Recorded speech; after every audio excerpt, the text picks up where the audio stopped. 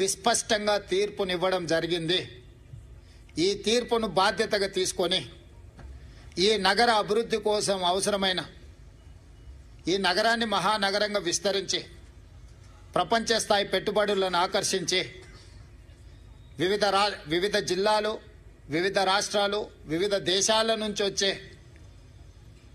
పెట్టుబడులను ఆకర్షించడమే కాకుండా ఉద్యోగ ఉపాధి అవకాశాలకు విస్తరించే విధంగా నగరాన్ని అభివృద్ధి చేయాలనుకుంటున్నాం.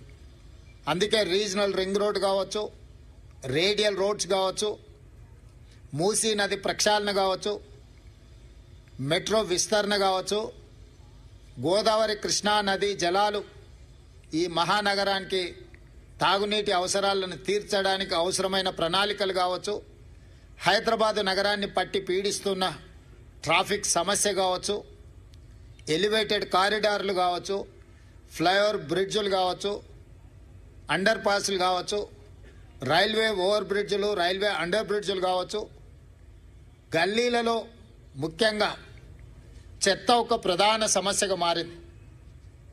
సిటీలో చెత్త ఎక్కడ పడితే అక్కడ దర్శనమిస్తున్నాయి. పారిశుద్ధ్య పనులలో సమస్యలను మేము పరిగణలోకి తీసుకుంటున్నాం.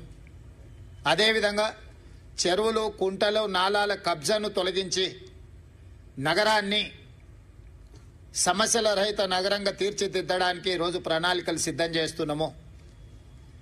వీటన్నిటికీ సంబంధించి ప్రధాన ప్రతిపక్షము బీఆర్ఎస్ సోషల్ మీడియాను, విష ప్రచారాన్ని, తప్పుడు వార్తలను, పెయిడ్ ఆర్టికల్స్ని, ఫేక్ సర్వేలను వీటన్నిటి మీద ఆధారపడి ప్రభుత్వాన్ని అవహేళన చేయడము, అవమానించడము, అసహ్యకరమైన భాషలో దూషించడం లాంటి వార్తలను ప్రసారం చేసిండ్రు. వీటన్నిటి నేపథ్యంలో అది హైడ్రా కావచ్చు, ఈగల్ ఫోర్స్ కావచ్చు, ఈ సంస్థలు ప్రజలకు మేలు చేయడానికి మేము తీసుకొచ్చినాం. ఈ నగరం వేగంగా మత్తు, ముఖ్యంగా గంజాయి, డ్రగ్స్ విస్తరిస్తున్న సందర్భంలో వాటిని కఠినంగా అణిచివేయడానికి ఈగల్ ఫోర్స్ను తీసుకొచ్చినాం. కబ్జాలను, చెరువులను, కుంటలను, నాలాలను అడ్డగోలుగా ఆక్రమించుకొని కబ్జాలకు పాల్పడుతుంటే వాటిని తొలగించడానికి హైడ్రాను తీసుకొచ్చినాం. జిహెచ్ఎంసీ కావచ్చు, హెచ్ఎండిఏ కావచ్చు, మెట్రో వాటర్ వర్క్స్ కావచ్చు, మెట్రో రైల్ కావచ్చు, ఇలాంటి సంస్థలను అన్నిటిని కూడా సమన్వయం చేసుకొని ఈ నగరాన్ని ఒక మంచి నగరంగా తీర్చిదిద్దడానికి మేము చేస్తున్న ప్రయత్నాన్ని ప్రధాన ప్రతిపక్షము సహకరించకపోను ప్రతి సందర్భంలో అడ్డు తగిలే ప్రయత్నం చేసింది. మూసీ ప్రక్షాళనకు సంబంధించి మూసీ ప్రాంతంలో నివసిస్తున్న వాళ్ళు ఎవరు అది అద్భుతంగా ఉంది అని అక్కడ ఉండడం లేదు. ఏ వసతి లేక, ఏ అవకాశాలు లేక మురికితో కూడుకున్న మూసీ పక్కన నివసిస్తున్నారు. వాళ్ళకు ఒక మంచి వసతులు ఏర్పాటు చేసి వాళ్ళకు ఉపాధి కల్పించి వాళ్ళ జీవన ప్రమాణాలు పెంచి వాళ్ళ పిల్లలకు ఒక మంచి చదువులు, వాళ్లకు ఒక మంచి వైద్యాన్ని, వాళ్ళకు ఉపాధిని కల్పించాలని చెప్పి మా ప్రభుత్వం చేస్తున్న ప్రయత్నాలను ప్రతి నిమిషం, ప్రతి క్షణం అడ్డు తగిలి అన్ని రకాలుగా వీటన్నిటిని అడ్డుకునే ప్రయత్నం చేసిండ్రు. అదేవిధంగా కేంద్రం నుంచి తీసుకురావాల్సిన అనుమతులు కానీ, ఇవ్వవలసిన నిధులను రాబట్టుకోవడానికి ముఖ్యంగా కిషన్ రెడ్డి గారు సహాయ నిరాకరణ చేస్తుండ్రు. ఈనాడు ప్రధాన ప్రతిపక్షంలో శాసనసభ్యులు కేటీఆర్ గారు, శాసనసభ్యులు హరీష్ గారు, అదేవిధంగా కేంద్ర ప్రభుత్వంలో కేంద్ర మంత్రిగా ఉన్న కిషన్ రెడ్డి గారు, ముఖ్యంగా ఈ ముగ్గురికి ప్రధానమైన బాధ్యత ఉన్నది. ఒకరు కేంద్ర ప్రభుత్వం నుంచే రావాల్సిన అనుమతులు, తేవలసిన నిధులకు సహకరించాలి. కానీ కిషన్ రెడ్డి గారు పూర్తిగా సహాయ నిరాకరణ చేయడమే కాకుండా వీలైనంత మేరకు కేంద్రంలో అడ్డు తగులుతున్నాడు. మెట్రో విషయంలో కావచ్చు, మూసీ ప్రక్షాళన విషయంలో కావచ్చు, గోదావరి జలాలు నగరానికి తరలించే విషయంలో కావచ్చు, రీజనల్ రింగ్ రోడ్డు విషయంలో కావచ్చు, కిషన్ రెడ్డి గారు పూర్తిగా సహాయ నిరాకరణ చేస్తుండ్రు. దీన్ని ప్రజలు గమనించడం వల్లనే పార్లమెంట్ ఎన్నికల్లో కిషన్ రెడ్డి గారికి 65,000 ఓట్లు ఇదే జూబ్లీ హిల్స్ అసెంబ్లీ నియోజకవర్గం నుంచి ఓట్లు వేయడం జరిగింది. ఈనాడు కిషన్ రెడ్డి అభ్యర్థిగా మారి ఎన్నికల ప్రచారం చేస్తే 17,000 ఓట్లు మాత్రమే వచ్చినాయి.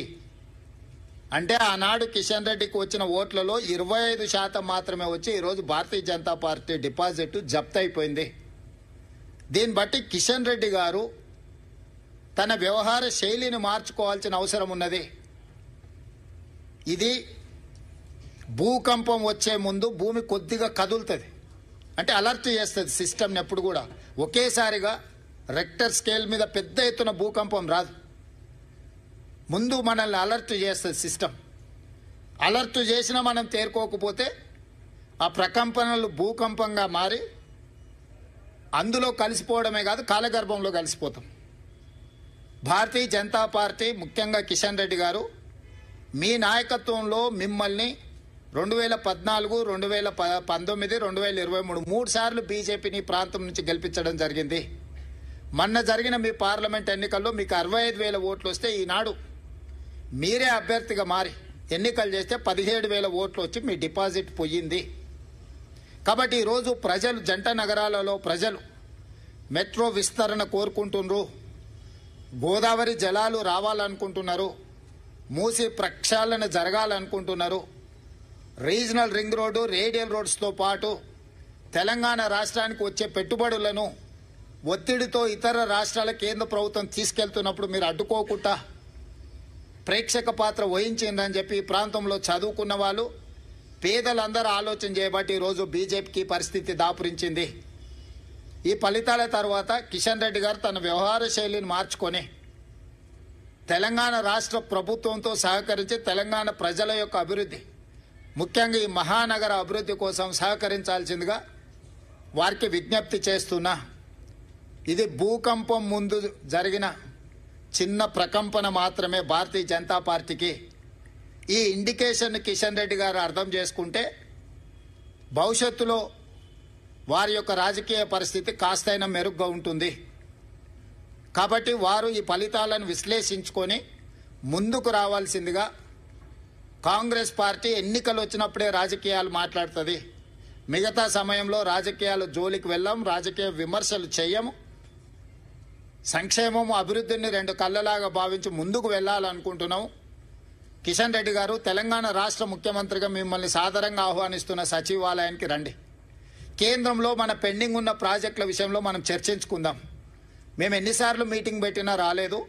నేను మా ఉప ముఖ్యమంత్రి గారికి సూచన చేసి ఢిల్లీలో కూడా పెడితే కిషన్ రెడ్డి గారు రాలేదు. ఇప్పుడు మళ్ళీ డిసెంబర్ 1 నుంచి పార్లమెంట్ సమావేశాలు రాబోతున్నాయి కాబట్టి ఉప ముఖ్యమంత్రి గారికి నేను వేదిక మీద నుంచి సూచన చేస్తున్నా. కేంద్ర ప్రభుత్వం